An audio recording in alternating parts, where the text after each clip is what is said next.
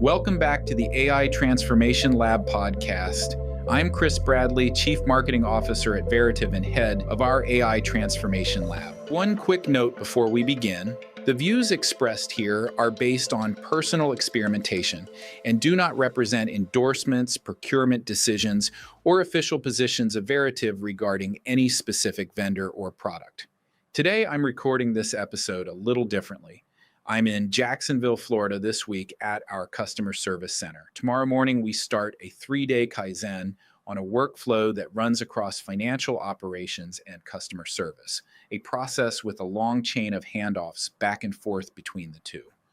And the reason I'm here in person for 3 days is the whole point of today's episode. Let me set the scene because it matters. The workflow we're about to take apart starts when a customer request comes in on one side of the house. Before it's resolved, it crosses back and forth between customer service and financial operations multiple times.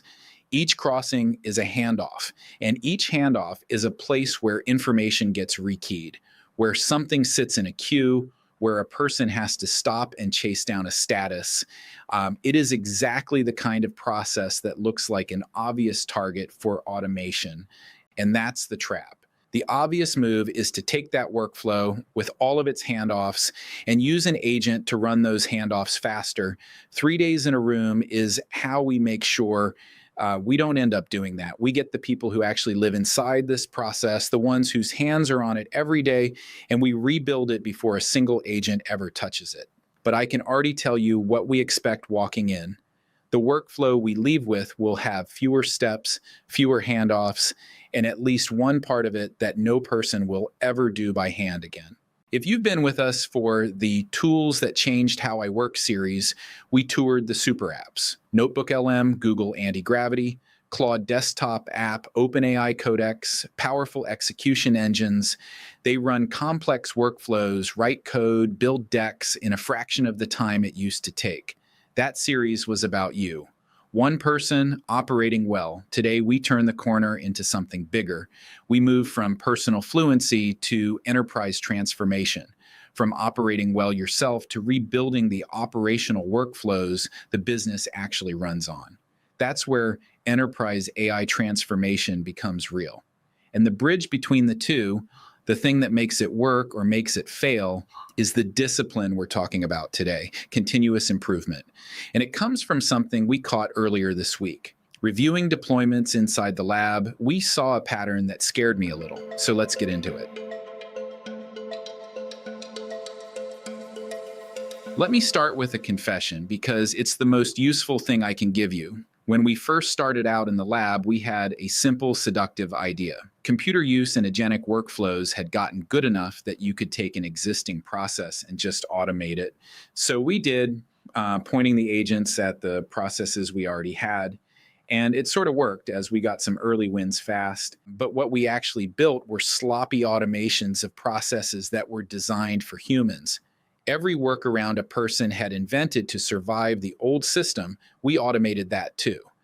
Every redundant approval, every copy paste between two screens, we didn't remove any of it, we just made it run faster. Here's the example that reshaped how we approach this.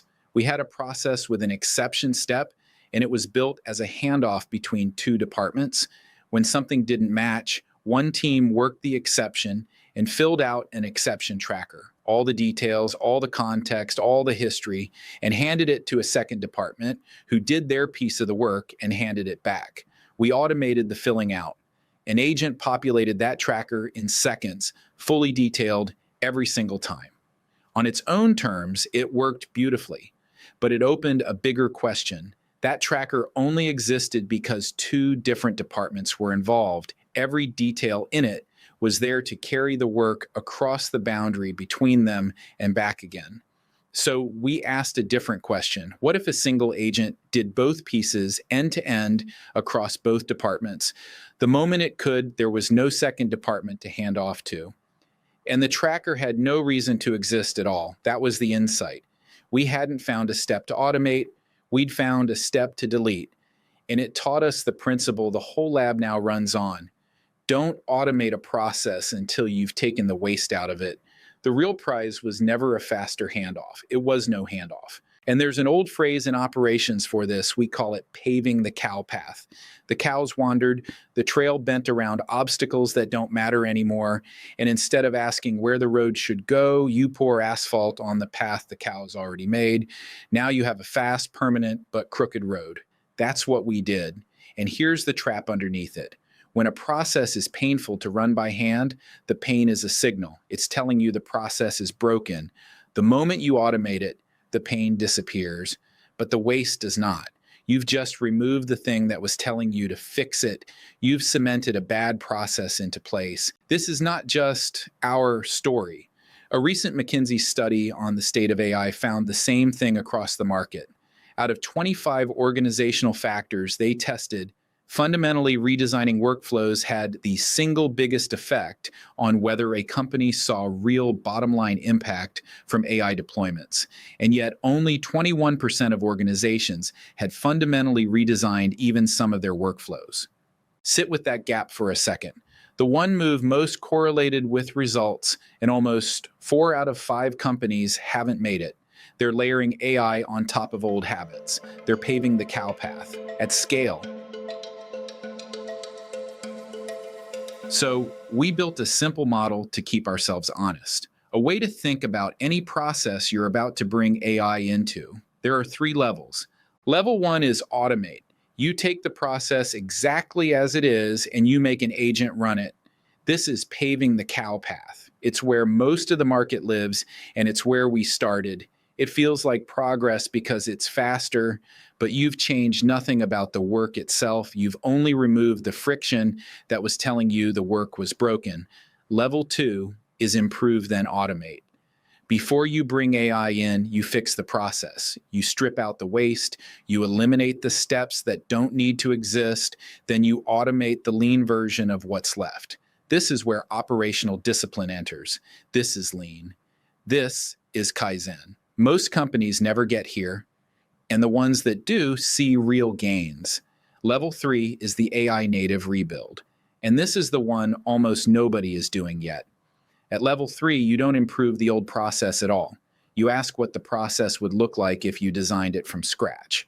Today, knowing what AI can now do, you build an AI native process, one shaped around capabilities that didn't exist a year ago. Here's the rule we live by. You cannot skip levels. You do not jump from level 1 to level 3. You earn level 3 by doing the level 2 work first. You strip the waste, and then you rebuild what's left around the new capabilities, lean first, AI native next, and the data tells you where the market actually sits. That same McKinsey research found most organizations are still only experimenting with agents. A majority are trying them, but only about a quarter have scaled them into even one part of the business. And only around 6% are seeing real enterprise-level financial impact from AI. Read that through the 3 levels and the picture is clear. Most of the market is stuck at level 1. A few have reached level 2 and level 3 is still wide open. The rest of this episode is about the 2 levels that actually matter, 2 and 3, how we run the improvement, and how we rebuild. Let's start with level 2 because it's the foundation and because most people have never actually seen lean up close. Think back to episode 3, the workflow lab. I defined a workflow as any repeating sequence of steps you run regularly to produce a predictable output. The workflow lab was the personal version of this. Kaizen is the team version. Here's what a Kaizen actually is, stripped of the jargon. You get the people who do the work, not their managers, the people whose hands are on the process every day, into a room. You map the current state. Every step, every handoff, every wait, you put it up on the wall where everyone can see the whole thing at once, and then you hunt for waste. Lean has a specific vocabulary for waste. Steps that add no value for the customer, work sitting in queues, things done twice, information moved from one place to another for no reason, except that's how it's always been. You walk the process, and at every step you ask one question: does this need to exist? When the answer is no, you cut it. There's a tool in Lean called the 5 whys. You take a step and you ask why it's there. You get an answer. You ask why again. 5 whys down, you usually hit the real reason, and very often the real reason is already gone. The person it served has left. The system that required it was replaced. The risk it guarded against no longer exists. The step is a fossil, so you remove it. Go back to that exception tracker. It was exactly that kind of fossil, an entire artifact built to move work between two departments. The 5 whys would have walked us straight to the question we skipped. Does this handoff need to exist at all? Level 1 automates the tracker. Level 2 deletes it. That is the difference between making a step faster and making the step disappear. And that's why, before any team in the lab automates anything, we make them define the outcome the workflow should produce, the result it ought to deliver, not the steps it currently runs. Define the outcome first, and you stop yourself from automating the past. We made it a rule in the lab: we do not automate without examining. There's a risk dimension here too, and it isn't a footnote. As organizations scale agentic AI, they take on real exposure around accuracy, around data privacy, around intellectual property. When you redesign a workflow from the ground up, you build the governance and natively, the approval that should exist, the audit trail, the point where a human signs off. You design those into the new process on purpose instead of bolting guardrails onto a fragmented old one and hoping they hold. That's not just cleaner, it's safer. So that's level 2. Strip the waste, define the outcome, build in the controls, then and only then do we point agentic AI at it. And for a while, I thought that was the whole answer. It wasn't. Level 3 is where this gets genuinely new, and it's the reason we're formally merging continuous improvement with agentic AI inside the lab, rather than running them as two separate things. Classic Kaizen eliminates waste, but it does it assuming a human is going to do the work. It optimizes the process inside the limits of what people can do. AI moved those limits. So the real unlock isn't just removing steps from the old process, it's that the shape of the best possible process has changed because an agent can do things no human ever could. Lean tells you what waste to remove. AI tells you what's newly possible.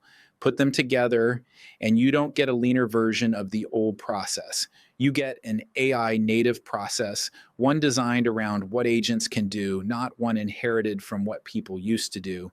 But here's the catch, and it's the reason everything we've built on this show up to now actually matters. You can only design an AI native process if you know what's possible. That's the real reason I spend so much of my time researching and building with agentic AI. The tools, yes, but also the harnesses underneath them and the capabilities. Computer use models, APIs, skills, /commands, multi-agent orchestration, persistent memory, and task continuation. From the outside, it can look like I'm just playing with tools. I'm not. I'm building a working vocabulary of what's feasible, because you cannot design a capability into a process if you don't know the capability exists. Think of an architect who has only ever built with wood. They design houses out of wood because that's the material they know. Show that same architect steel and reinforced concrete, and they design structures they could never have drawn before. The material expanded what was imaginable. These new AI capabilities are new materials. Knowing them is what lets you design the building. So the personal fluency, we spent 8 episodes on the workflow lab and the whole tools tour. That was never self-improvement for its own sake. It was reconnaissance. You learn the frontier so that after you've run the lean pass and stripped out the waste, you can design the frontier back into the workflow. Let me give you a real one from the lab. We have an agent running a workflow that touches a legacy ERP system. For part of that job, the agent navigates the screens exactly like a person would, clicking through the interface because that's the only way in for those steps. But then it transitions. It drops down to the API and injects 40 lines into an order in under 500 milliseconds. No human could do that. No human design process would ever contain the step, manually navigate these screens, then inject 40-line items through the API in half a second. And agents can work headless and complete multi-threaded processes. Humans simply cannot. A human running a reconciliation is forced to work in sequence. Open system A, find the record, hold it in your head. Open system B, compare, note the difference, move on. One thread, one record at a time. An agent doesn't work that way. It can hold the reconciliation across 4 systems at once, compare every record in parallel, and surface only the exceptions that actually need a human decision. The person used to do all of it. Now the person does the 10% that requires judgment, and the agent does the 90% that was just matching. That isn't the old process, faster. It's a different process, one you would only ever design if you knew an agent could hold 4 systems in its head at the same time. Could you have drawn either of those on a whiteboard 2 years ago? No, they're not faster versions of human workflows. They're AI native. Their very design assumes capabilities humans don't have. The constraints moved, so the optimal design moved with them, and we only designed them that way because we'd done the work to know it was possible. Now, here's a lesson that cost us something to learn, and it may be the most practical thing I say today. AI native processes are almost never fully autonomous. The agent does most of the work, but at some point it needs a human. A judgment call, an approval, an exception it can't resolve on its own. So you have to design the handoff between the agent and the person. And the instinct, the wrong instinct, is to build a new place for that handoff to happen. A custom app, a dashboard, a slick little tool you vibe coded in an afternoon. Don't. We thought it through, and the cost was obvious. The moment you build a new app, you have to train people to use it. In our case, 400 of them. And training is only the first bill. A new application means change management, onboarding, and ongoing support that never goes away. A whole program standing up around a tool whose only job is to let an agent reach a person. You're asking busy people to learn a new place and change their habits just to interact with your agent. The unlock was the opposite. Have your agents meet humans where they already work. If your company runs on Salesforce, the agent posts to Salesforce.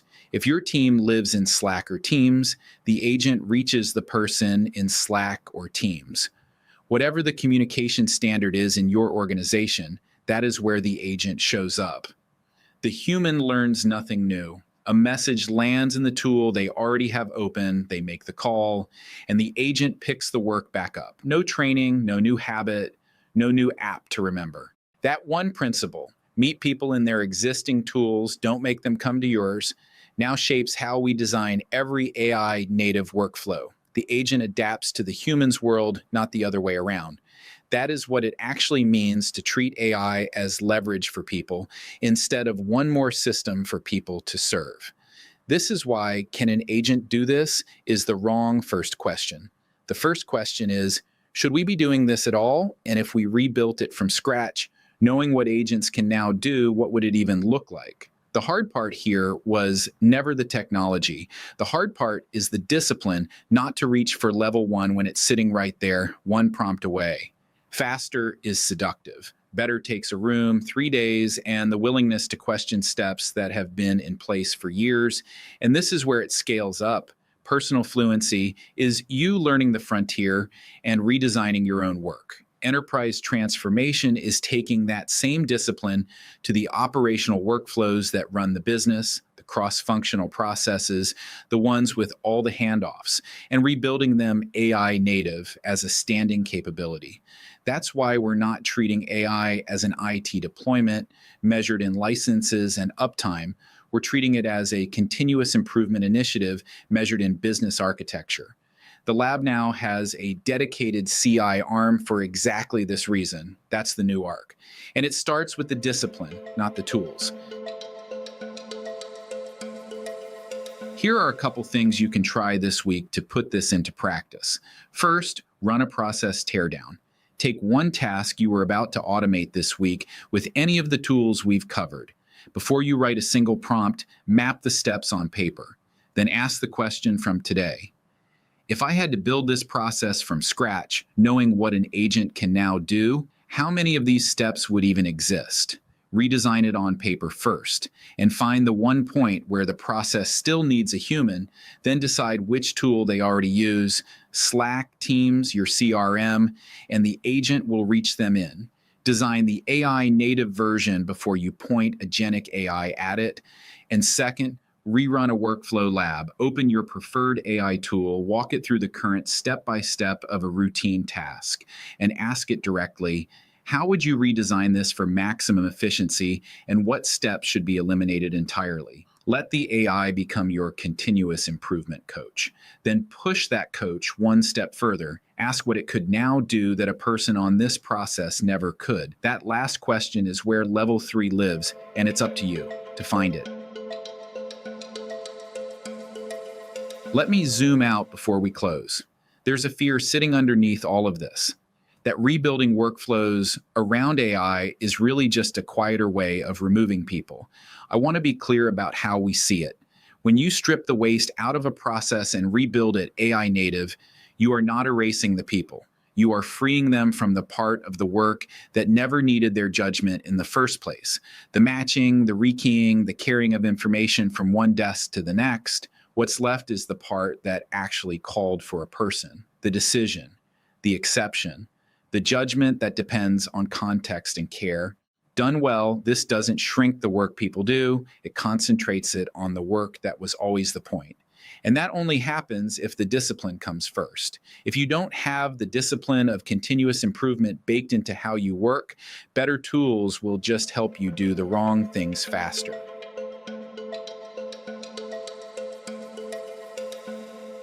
That wraps up this episode of the AI Transformation Lab podcast. It was the opening of a new arc for us, the move from personal fluency to transforming the operational workflows the enterprise actually runs on. Next time, we go deeper. How to take the 3 levels off the whiteboard and into a live cross-functional process, and how to build the continuous improvement muscle that makes AI native rebuilds repeatable instead of just one-offs. So if you want to remain fluent, not just familiar, then don't miss our next episode. And if you found this episode insightful, please like and share with a friend or colleague and give us a 5-star review. It helps people find our show. Thanks for listening. I'm Chris Bradley, and this is the AI Transformation Lab podcast from Veritiv.